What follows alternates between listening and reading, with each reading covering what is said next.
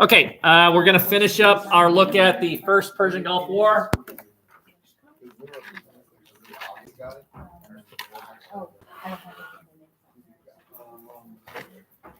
I watch so much I always write down my first thing.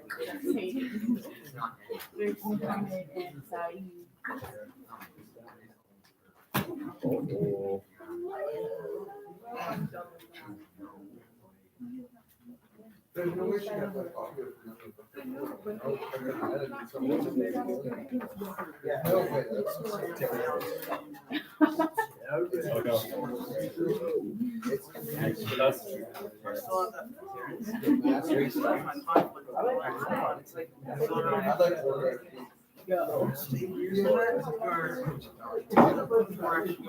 I'm at 11.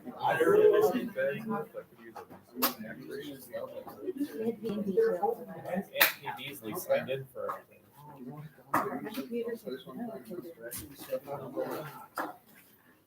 nasty.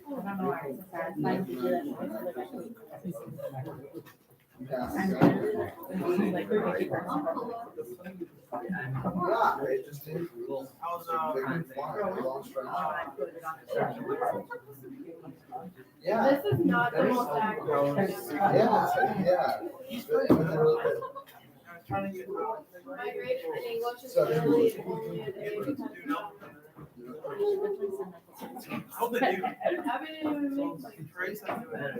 The one that you used?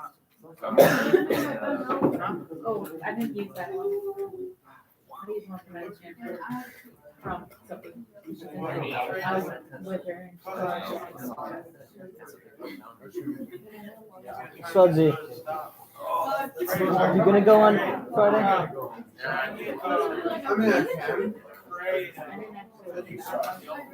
Oh no, he's out. Really? All right, he's out about. If you want to tell him how he's not good anymore. Okay, sorry about that. That took a long time. Okay, phone's away, really very away, incredibly, very super duper away. I promise you will have time to work on a Cold War test, to work on your Vietnam paper, maybe even tweak your presentation so it's even better. But give me a few minutes, and then the rest of the hour will be all yours. We need to look at how the first Persian Gulf War ended. Just as a reminder, 1990, Iraq invaded neighboring Kuwait for reasons that you should be familiar with.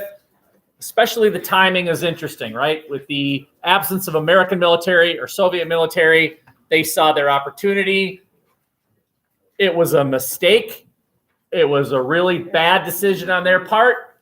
The Americans liberated Kuwait and then were basically poised to invade Iraq, but they didn't.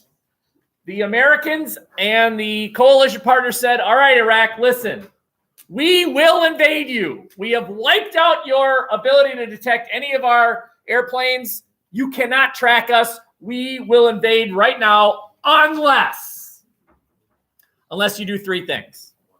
Okay? And those were the terms of surrender. Term number one is renounce all claims to Kuwait. Get out of Kuwait. And the leader of Iraq, Saddam Hussein, said, deal. We'll never invade Kuwait again. No problem. Term number two, Iraq, you need to allow the United Nations to go into your country and find any evidence of three things. Can you guess? WMD. Nuclear weapons. WMDs is the generic. Evidence of weapons of mass destruction. Nuclear? Gas. That's an example of biological is correct, or chemical. Okay, so any nuclear weapon facilities, nuclear weapons themselves, any sort of chemical weapons, any sort of biological weapons. Imagine an AIDS bomb.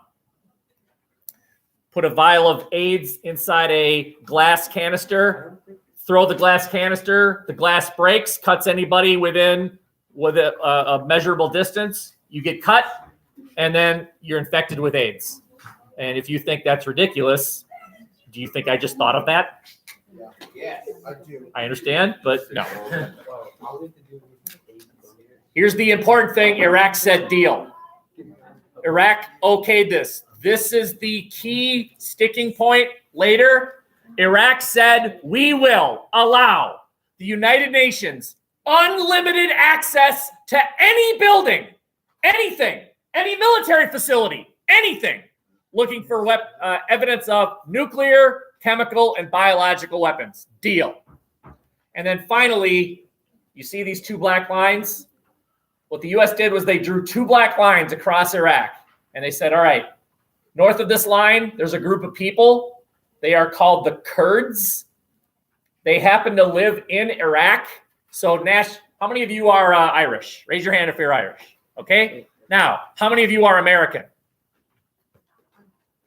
I thought you said you were Irish. I'm both Oh, can you explain? because my grandparents were from Ireland, but now I was born in America. Very good. So the fact that you are all here means you are all Americans. That is your national identity. The people that live inside Iraq are Iraqi. But there's also your ethnic identity. The people in blue nationally are Iraqi. They live in Iraq. But ethnically, they are Kurd. If you ask, well, who are the Kurds? Those people. They're the Kurds. And they live in northern Iraq. And they had a history of trying to set up their own country. They wanted to declare independence. And we drew a line and said, no Iraqi military allowed north of that line. In other words, we hope the Kurds rebel and declare independence, and there's nothing you can do about it.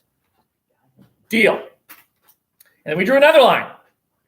South of this line is another group of people called the Shiites. Careful.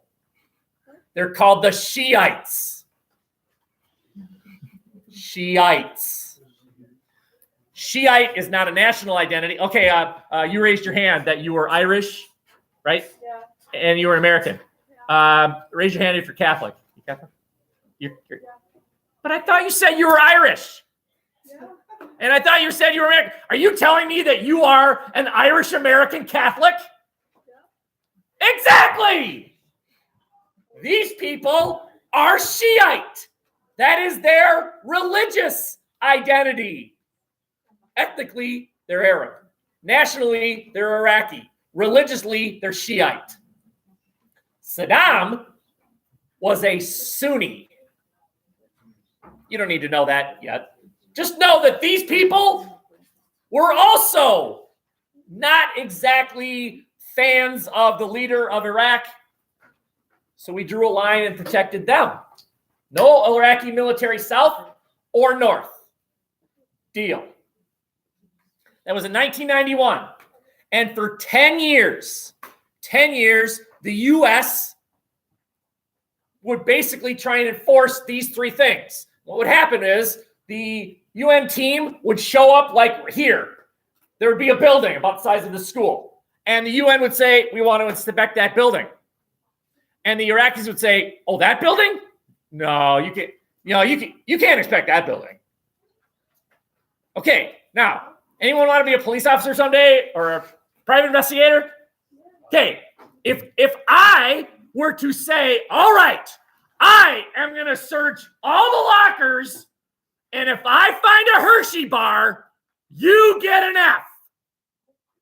Don't worry about the logic of my example here. Just go with it. Right? So I announce, if there's a Hershey bar in your locker, you fail. By the way, you fail life. Okay? So Ethan here says, say, Mr. Potter, can I go to the bathroom? Right? And he gets up and he runs. What? What might he be guilty of? Going to the bathroom or He might have a Hershey bar. When the UN inspection team says we were going to search that building for nuclear, chemical, and biological weapons, and the Iraqis say, Oh, no, you can't search that building. Why don't you search that barn over there? You might find something. But you can't search this building. What? Yeah, you're probably hiding something. So the U.S. would go and fly jets and bomb the thing. There. 10 years. 10 years this happened. Now, we now know, 2019, looking back, that the Iraqis had no nuclear, chemical, or biological weapons. They didn't have it. Very good question. Thank you for asking. Then why did they not allow inspections? If you got nothing to hide, why not just say, sure, go ahead? Now we're going to explore that answer. We are going to explore that answer. It's kind of a complex answer. But the point here is, even though they had nothing to hide, they still prevented unfettered access, which violated the terms of the agreement, in which case the U.S. said, look, you're violating the agreement. And you know what that means? This happened for 10 years. Now do math. This was 1991. Add 10. 2001. 10 years later, our attention got diverted to something else that would happen in 2001. But remember, as we're dealing with that diversion, this is still a thing. Something happened in 2001, but this didn't go away. It's still there. Okay, so that's why later on you're gonna study the American response to that thing that happened in 2001. I like how mysterious I am here. Right? Which led to the American military confronting the group that did that thing in 2001, and that group is right about here. But this didn't go away. So there was a point where the U.S. military was dealing with two different military activities. The response to 9/11, which is over here, and then Iraq's violation of this agreement. We're going to have to deal with that, okay? But for now, understand the Iraqis agreed to these three things, and then the U.S. had a job for 10 years of reminding them, wait a minute, you agreed to this. And that lasted 10 years. But the Iraqis continued to violate it. Okay. Any questions? There's a Cold War test for many of you. You haven't done it or you've done it once. Do it again if you want. You have a Vietnam paper to type up. You have a presentation maybe you're not quite done with. Now's the time, right? Right? Porta potties are right there. You got the rest of the hour. Want anything? Coffee, tea, milk?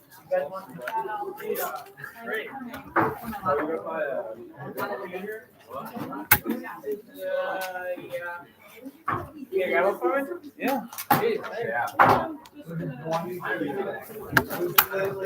If that's all you're doing.